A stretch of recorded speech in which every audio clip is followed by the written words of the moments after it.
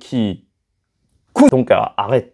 Juste arrête. Il tire à balles réelles. Mesdames et messieurs, ici Chaz sur la chaîne secondaire Serial Chaz le Phénix pour découvrir ensemble le chapitre 269 de Jujutsu Kaisen via les spoilers. Traduction approximative, je vous le rappelle, plus que 2 chapitres, donc à prendre avec des pincettes étant donné que les informations risquent d'être assez importantes. Oui, j'y crois à la suite de Jujutsu Kaisen et bien sûr, en fait, je sais pas si j'aurai le temps de faire une vidéo dédiée à ça, suite de Jujutsu ou pas, théorie. On verra selon les informations du chapitre, mais voilà, là c'est très bon, on est sur la fin. Est-ce qu'il va y avoir un retour de Yuta, un retour de tu sais qui? On le verra bien, parce que je vais pas vous saouler encore une fois avec ça. Quel plaisir de se retrouver encore une fois, il faut en profiter pour les dernières fois sur Jujutsu Kaisen, découverte du chapitre ensemble. Bref, n'hésitez pas à liker ou disliker la vidéo, commenter, donner votre avis en commentaire et vous abonner si vous n'êtes pas encore abonné. Et commençons tout de suite un de ces derniers chapitres par une page avec Mei Mei qui se retrouve dans un endroit assez étrange, dans une ruelle sombre.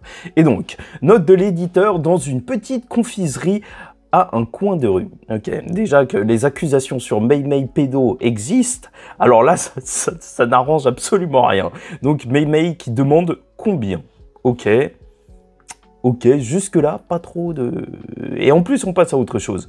Donc, qu'est-ce qui se passe? Là, on a Maki qui parle à Yuta qui est là, avec la trace de Kenjaku. Donc, est-ce qu'il a encore son sort? Déjà, ça pourrait être un truc de ouf. Déjà, comment ça se fait qu'il est là? Donc, Maki, Yuta, espèce de salaud. Maki, ne crois-tu pas que tu es tout beau et parfait juste parce que tu as retrouvé ton ancien corps? Megumi, Maki-san, Maki, quoi de neuf, Megumi? Comment tu te sens? Megumi, je me sens un peu brumeux. C'est vraiment à cause du vide de l'infini. Je ne pensais pas que ça ferait cet effet. J'aimerais m'excuser correctement auprès de tout le monde. Maki, plus tard. Tu n'as rien à te reprocher de toute façon. Ok, bon, donc j'espère qu'on va avoir des explications parce que c'est quand même... ok, Yuta il est revenu, tant mieux, mais quand même il nous faut des explications. Bon, Megumi, Yuji, mais j'ai des choses à m'excuser, moi. Ok, pourquoi? Kusakabe, tout ça c'est parce que Gojo n'a pas tué Itadori depuis le début. Ah déjà, il tire à balles réelles. Et le gamin, il a survécu. Et déjà, attends, Kusakabe, attends avant de mettre les gens dans la sauce comme ça. Et Itadori n'était qu'une victime du terrorisme Jujutsu de Kenjaku. C'est vrai, c'est pas faux. J'étais fermement dans le camp pro-exécution. Tu peux remercier Yaga-san pour ma présence ici. Mais je ne pense pas que l'un ou l'autre camp avait raison. Chacun avait sa vérité et ces vérités nous ont conduits ici. Vous ne devriez pas vous sentir coupable, gamin. Ah. Merci. Ça, c'est un sensei. Bien sûr qu'il ne devrait pas se sentir coupable après tout ce qui est arrivé. Enfin, en vrai, c'est un enchaînement de choses. Ta mère, c'est Kenjaku. Je suis désolé. C'est pas une insulte, hein. C'est juste la vérité. Vous êtes des gamins imprudents. Agissez donc comme tels. C'est la honte des adultes. Ouais, il est en train de dire quand même qu'on aurait dû le tuer. Bon, page 4, enfin on aura des explications, je crois, vu qu'on nous montre Rika. J'espère que Yuta, il a encore Rika. Donc, Yuji, comment as-tu pu retrouver ton corps Okotsu Senpai? Merci, enfin quelqu'un qui te demande. Donc, Yuta, je dois remercier Rika-chan pour ça. Je pensais que son absence avec moi dans le corps de Gojo Sensei signifiait que notre connexion était coupée. Yuta, en réalité... Rika-chan utilisait la technique maudite inversée pour constamment soigner et maintenir mon corps déjà traité par Ieri-san. Et franchement, t'as une Rika à tes côtés, je te dis pas de te marier avec un monstre bizarroïde, mais ça c'est les avantages. Donc, mais j'ai vraiment pensé que j'étais mort quand la technique de Kenjaku s'est épuisée dans le domaine.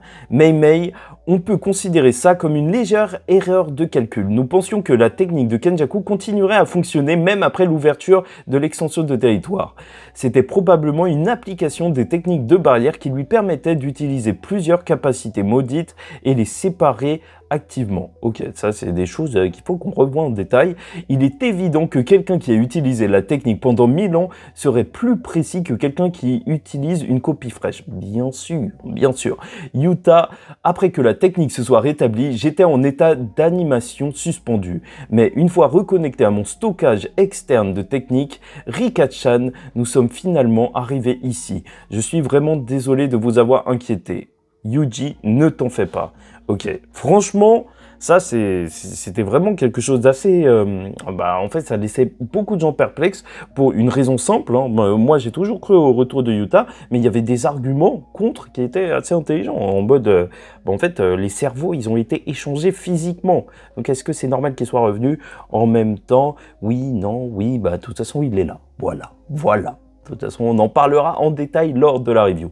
Page 5, on voit tout le monde parler, et Todo qui est là, avec son bras qui est encore une fois enroulé. Donc, peut-être qu'il a pu utiliser un autre vibra-slap. Sait-on jamais, mais est-ce que ça servira? Sauf si JJK Shippuden. Le vrai problème ici, selon Maki, donc, c'est que si Yuta s'était comporté un peu plus sérieusement, on aurait gagné beaucoup plus facilement. Yuta, gla. Maki, d'abord, j'aurais dû mener l'attaque surprise contre Kenjaku. C'est vrai que si Maki avait été là en plus, ça aurait fait la différence. Ensuite, il y avait le plan de l'épée du bureau d'Iguruma. C'est vrai que ça aurait pu faire largement la différence. Cette épée qui pouvait one-shot Sukuna. Maki, si nous avions utilisé la parole maudite à distance de Toge, nous aurions pu en finir en un éclair. Ah, mais en fait, c'est un chapitre qui répond à toutes les critiques sur Jujutsu Kaisen, là. Genre, le plan, il n'était pas logique. Ça fait que c'est assez intéressant. Ça nous permet de faire une rétrospective. Iguruma aurait dû avoir l'enregistreur sur lui. Le narrateur, la parole maudite ne peut être activée plus d'une fois simultanément jusqu'à ce que l'enregistrement soit joué. La technique est considérée comme utilisée, ce qui signifie qu'un seul enregistreur était autorisé. Ok, ça veut dire que c'était soit avant, soit maintenant. Todo, tu as tort Maki, tu ne peux pas être vu comme une cible pour mon Boogie Woogie. Parier sur la réussite de l'attaque surprise d'Okotsu sans mon aide aurait été extrêmement risqué. Sans oublier que la puissance d'Okotsu et Rika était nécessaire pour arrêter les esprits maudits déchaînés. C'est vrai que, en vrai, un des moments les plus incroyables, et j'espère que l'anime le montrera bien, c'est que c'est même pas juste d'avoir coupé la tête de Kenjaku, mais c'est d'avoir géré tous les fléaux. Je sais pas, plus d'1 millier de fléaux qui fonçaient sur Yuta, et Yuta qui les a tous gérés. En vrai, c'est une dinguerie. Et après, il est parti voir Sukuna. Le mec, il a enchaîné. Et il a fait le travail. Bref, donc... Page suivante, ok, c'est une double page, et en plus, ah non, c'est même pas une double page, c'est une page qui est coupée en deux bizarrement, on voit Panda, Inumaki, Kusakabe. Ah purée, vu qu'elle est retournée, alors j'ai bugué, ok, ça veut dire qu'il est vivant, ok, tant mieux. Tant mieux, je dis bien tant mieux. En même temps, on nous a tellement parlé de son potentiel, et c'est vrai que c'est un personnage qui n'avait pas peur de mourir, mais vraiment, s'il est encore vivant, moi, je sais pas, ça pue la suite de Jujutsu Kaisen, je sais pas pour vous, je sais pas si je deviens fou, et je pense que j'ai toujours été fou. Bref, Panda, de plus, la parole maudite de Toge n'a fonctionné que parce que ce timing a rendu la réaction survivable. Panda, si nous l'avions utilisé lorsque Sukuna était en pleine forme, Toge aurait été tué par le retour de flamme. Toge qui dit œuf saumon. Iguruma, Sukuna se moquait de moi. Il était capable de me tuer quand il le voulait, et si quelqu'un comme Okotsu avait été là, il l'aurait fait. La parole maudite est facile à contrer. C'est moi qui ai décidé qu'il valait mieux l'utiliser à l'intérieur du domaine d'Okotsu sans que personne d'autre n'interfère. Ok, comme quoi en fait, voilà, vraiment, Gegakutami il te répond à toutes les critiques pour le plan. Donc, sans violence autorisée à l'intérieur de mon extension de territoire, cela aurait été impossible. Kusakabe, quand même, c'est effrayant de voir un gars qui n'est exorciste que depuis 2 mois être encore en vie après tout ça. Oui, c'est effrayant, sauf s'il y a une suite. Donc, Iguruma, ce n'était pas intentionnel. Page 8. Comme quoi, je vous l'ai dit, je l'ai capté le perso. Je savais que lui, il s'en fichait de mourir. Bref. Donc, on voit même Miguel. Et comment ça se fait? Il y a la tête de tout le monde. Qu'est-ce qu'ils sont en train de raconter? Yuji, 3 petits points. Maki, quoi qu'il en soit, l'euro fort de l'étranger. Miguel, Maki, si ces deux-là avaient été là depuis le début, les choses auraient été différentes. Ouh, Miguel dans la sauce. C'est vrai, tout le monde est d'accord. Yuta, il m'avait dit qu'il ne viendrait pas. Je vous avais dit que c'était une longue shot, donc peut-être à prévoir. Et pourtant, ils sont venus. Voilà, Maki, elle dit ça. Yuji, doucement maintenant. Ok, voilà. Tout le monde est vénère et tout. Miguel et Larue qui sont arrivés pile au bon moment pour être des stars quand Sukuna était bien affaibli. Mais franchement, c'était des arrivées épiques. Attendez, c'est quoi cette image? On voit Rika qui est en train de tenir quelque chose. Elle a une bouche super bizarre. Ils sont où là? On dirait qu'ils sont dans un bâtiment. Et donc apparemment, d'après Yuji, c'était bien les objets maudits de Yuta qu'il a utilisés pour se couvrir les bras et les cacher afin d'utiliser même son extension de territoire et même la résonance qui était le gros bout de Nobara. Et voilà, c'était tout le plan que Akari, il se sépare pour gérer Uraume et ça s'est bien fait, mais on n'a toujours pas d'explication sur ce qui se passe ici, mais bon, on verra bien. Donc, page suivante, Todo. Je suis aussi responsable de beaucoup de choses. Travailler avec Meimei nous avait préparé à l'extension de territoire de Sukuna et pourtant Shozo et mon frère y ont été piégés. Oh, c'est incroyable. Dis mes frères Shozo. Kirara, 2 points, ce n'était pas un problème de portée de technique. Todo, 2 points, c'était plutôt un problème d'énergie occulte de Sukuna. Elle était trop puissante au centre de son extension de territoire et je n'ai pas pu saisir leur énergie. Ino, 2 points, j'étais aussi au centre, Ui a pu intervenir et me sauver, je suis aussi à blâmer, j'aurais dû sauver Shozo. Yuji, j'aurais été mort si cela s'était produit, ce n'est la faute de personne. Maki, 2 points, je ne cherche pas à blâmer Yuta non plus, je veux dire, j'ai encaissé 2 rayons noirs, mais lui, peu importe. Ah voilà, il y a quelqu'un qui pense à ce qu'a enduré Yuta. Non, en vrai, voilà. En fait, ils disent juste qu'ils ont fait leur maximum et en même temps, qui peut leur reprocher de ne pas avoir fait leur max, hein. Vraiment, après, ces 39 chapitres de combat, c'était un petit peu compliqué de dire l'inverse. Donc, Miwa, j'étais terrifié. Alors, qu'est-ce qui s'est passé?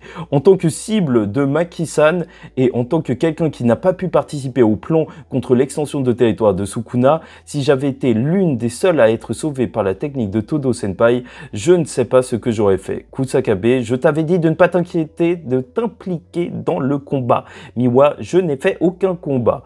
Tu aurais juste objecté si je l'avais dit. Momo, je suis désolé de n'avoir rien pu faire. Non, les gens, ils se ramènent là. Non, c'est vraiment n'importe quoi. On est en train de fêter la victoire, faire le bilan, et t'as des momos qui se ramènent. Je suis désolé, mais non. Toi, t'étais pas là, chef. Donc, arrête. Juste arrête. Donc Akari, ils étaient incroyablement forts. J'étais endormi jusqu'à la toute fin. Donc c'est Nobara qui dit ça et c'est un petit peu normal, hein, Nobara. Ouais, elle dormait. Ok, oui, la grande star. Et en vrai, s'il y a bien un MVP lors de ce combat, et s'il y a tout le monde qui est en train de rigoler, en train de parler, c'est bien oui. Hein.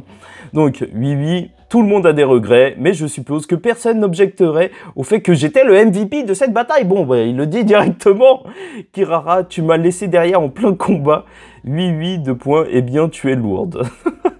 Ah, la dinguerie, il l'a laissé comme ça. Et c'est dommage, Kirara, son sort, c'est vrai, hein, avec quelqu'un qui pouvait téléporter des gens, il était super utile, puisqu'elle peut un petit peu séparer les gens, les empêcher de venir vers eux, enfin.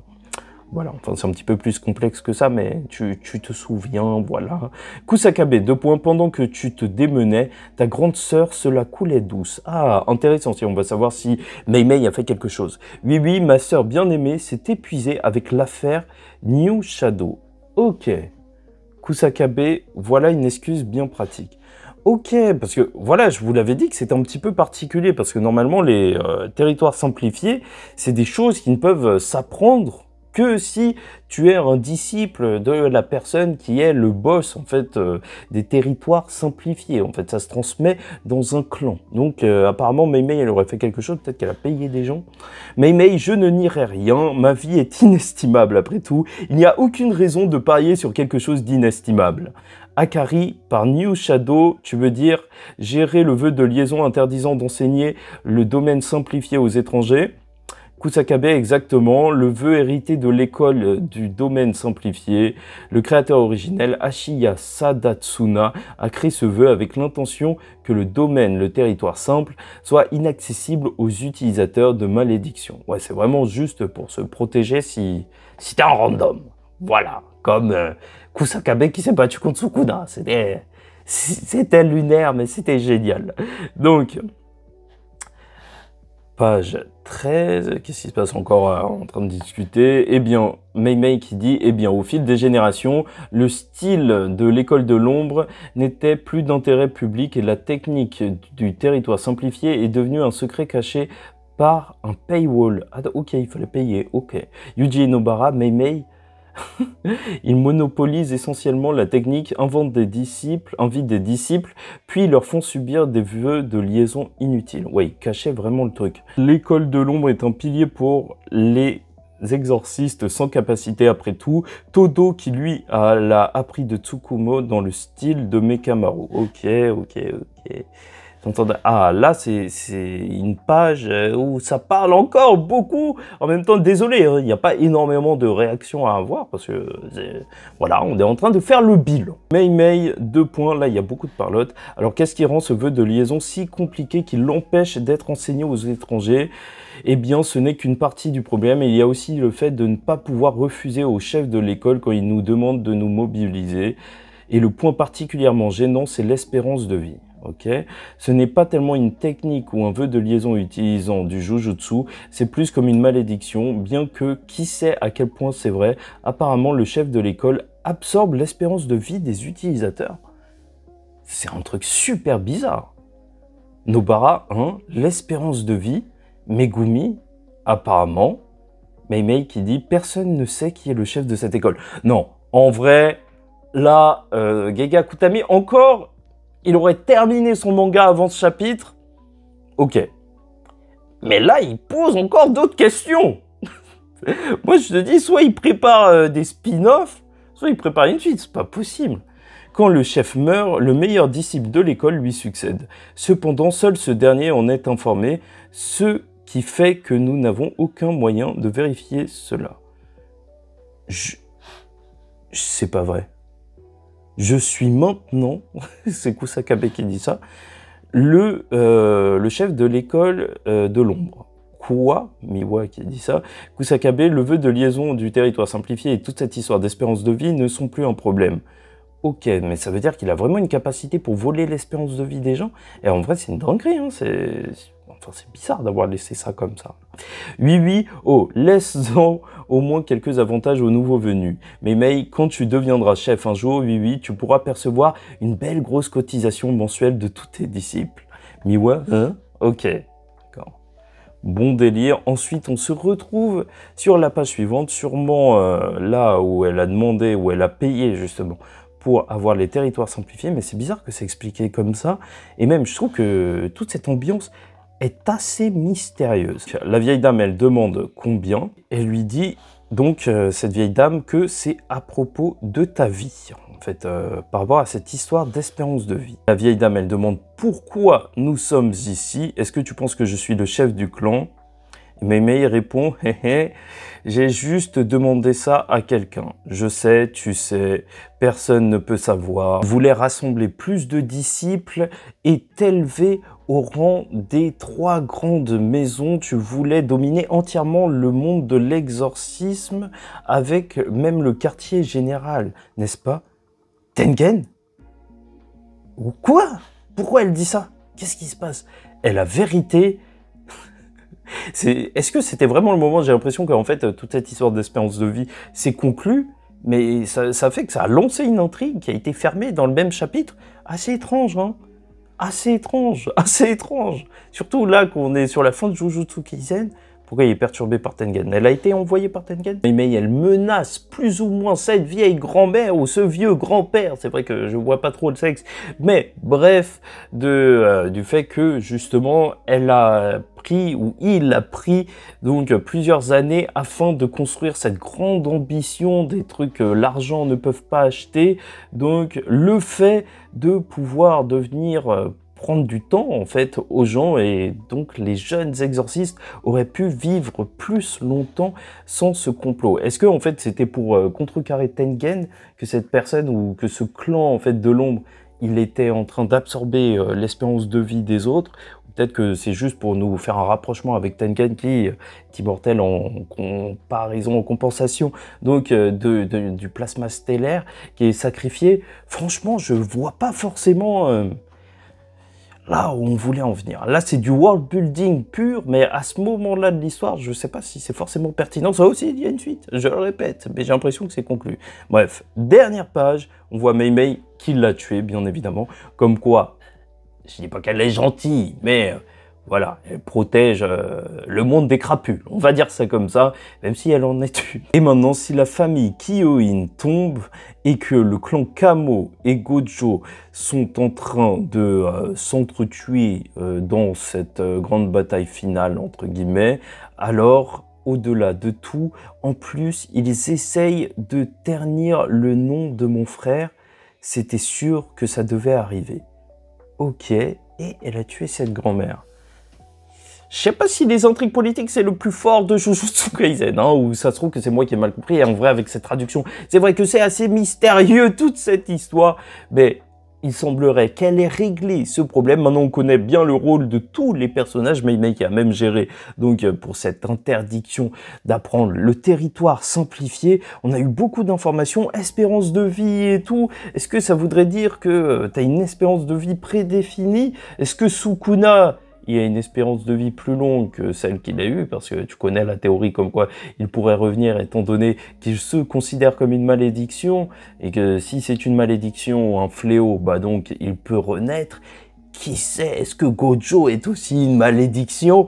Qui sait encore plus? Enfin bref, n'hésitez pas à me dire ce que vous avez pensé de ce chapitre. Je vous avoue que c'était pas le meilleur chapitre à réagir. Vraiment, on n'a pas énormément de choses choquantes entre guillemets. Mais voilà, on en apprend plus. Et de toute façon, on détaille tout ça sur la chaîne principale parce que vraiment, là, il y a besoin de se poser un petit peu pour comprendre toutes les informations qu'on a eues. On va essayer de faire une review plutôt synthétique.